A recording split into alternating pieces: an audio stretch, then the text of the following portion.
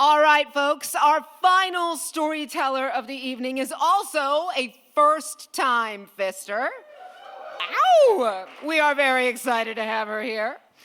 Please welcome to the stage Ash. She is an Aussie expat and former corporate climber who realized the view from the top isn't so great when the mountain isn't yours. Yeah, I know, deep. Call it a midlife crisis if you want. She's calling it a season of unbecoming, reinvention, and dramatically lowering her tolerance for bullshit. Woman after my own heart. After years in the storytelling closet, she's finally coming out tonight.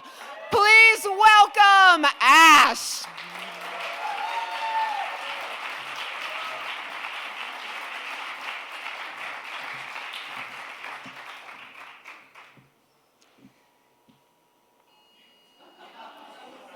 That feels like not a good sign.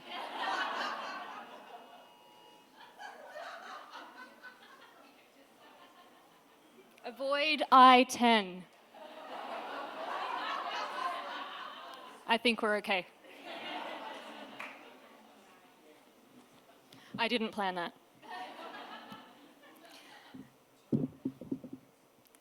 I've always been a fan of a good cause and effect story. A butterfly flaps its wings in one part of the world, and somewhere else, a tornado forms. A slight shift in the wind, a fraction of a second, and suddenly, everything is different. I love this kind of stuff. You might say it's my Roman Empire. I think about it a lot. Like, what if I had just said no when my best friend begged me to play in that game of netball? Because I wasn't supposed to be there. If you're unfamiliar, and I'm sure you all are, netball is essentially basketball's rigid, rule-obsessed British cousin. You can't run with the ball, you can't dribble, you have to stop dead in your tracks the second you catch it and pivot like you're on the set of Friends, navigating an awkwardly shaped couch up a staircase. And for reasons unknown to anyone, you play wearing these tiny pleated skirts. I had retired my skirt after high school. I was done with netball. But my best friend was desperate, and somehow I let her talk me into playing one last game. Just for fun, just to help her out. We weren't even halfway through the game when I got completely trucked by a girl twice my size. This is a non-contact sport, and I am not a small girl. I'm 5'9", but this girl, a towering force of nature, built like she moonlighted as a defensive lineman, I had to look up to see her, and before I could even register what was happening, boom, I seemed to be flying. We were running. She kicked her leg out in front of me. My left foot got tangled. Gravity did its thing.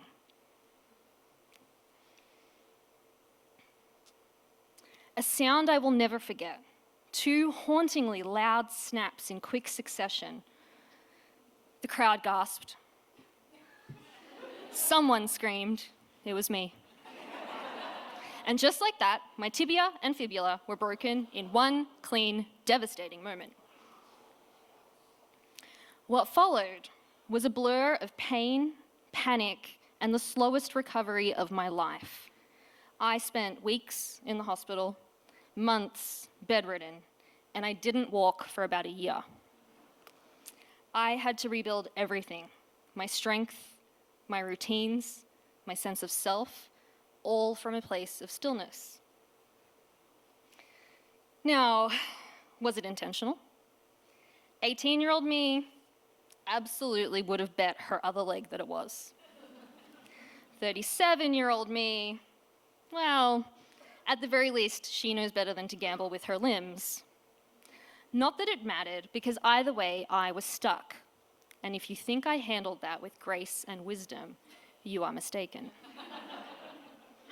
I was 18. I was devastated.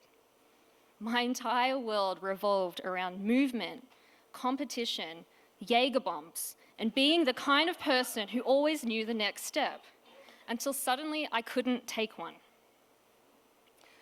First, I went into full denial. They carried me off the court, and while most people probably would have gone straight to the hospital, I didn't. I insisted on watching the rest of the game. I didn't give a shit who won.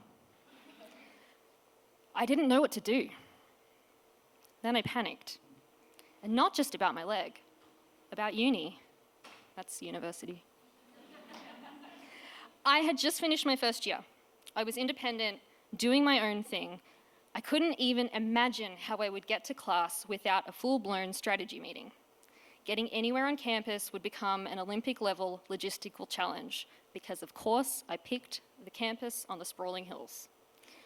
I would have to ask for help about 800 million times, which is arguably my least favorite thing to do still today. I thought for sure I would have to drop out, but I didn't. My friends rallied around me and I stuck it out. I dragged my ass to lectures, learned how to do everything at the pace of a snail, and I adapted. And because I couldn't go anywhere fun, I couldn't go drinking with my friends, and basically had the social life of a Victorian widow, I threw myself into schoolwork.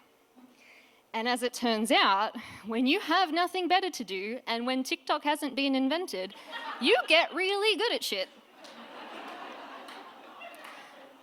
By the end of the year, I was at the top of my class. It led to scholarships, which led to opportunities, which led to a life I never planned for myself, one that eventually took me across the world. Because of that break, I ended up in the US. Because of that break, I built a career, made a life, and found myself in rooms I could never have imagined.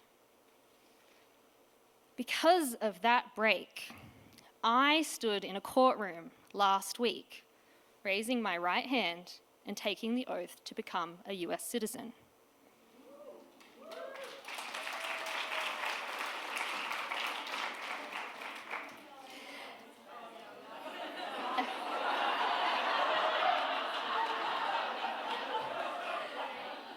And let's talk about that for a second. Because it's one thing to end up in America by chance. It is quite another to choose it. To stand in a room, hand raised, vowing loyalty to a country that, if we're being real, is not winning any popularity contests anytime soon. But I meant it. Because this is my home. It isn't just about a passport. This is about security. It's about safety. It's about freedom, about having the right to vote, about knowing that if things go sideways, and they seem to be going a little bit sideways, I can leave with the peace of mind knowing that I will be welcomed back. For years, I've lived in this country as a non-citizen, watching laws shift under my feet, always aware that my rights had conditions. I've walked on eggshells. I've been careful to not rock the boat. I will be fucking damned if I do that for another election cycle.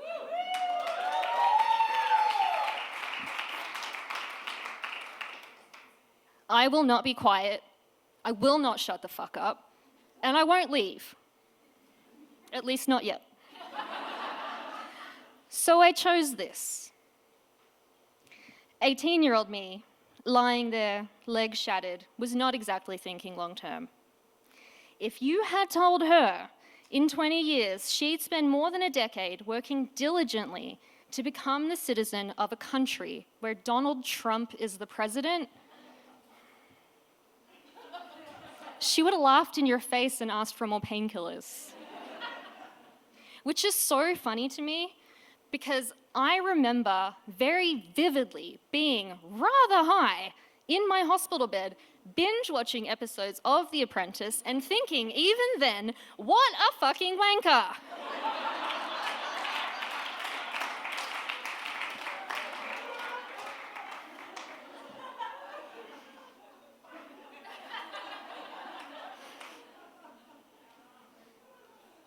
Life is weird. But here we are. All because of one tiny shift in the wind, one stupid game, one wrong step, one absolute tank of a human colliding with my leg at exactly the wrong moment. And look, I'd be lying if I said I don't sometimes wonder about the version of me that never got hurt, the one who kept playing, who never had to sit in stillness and reckon with herself. But I don't wonder about her with regret. Because I know that that girl would never have become me. And I like this version.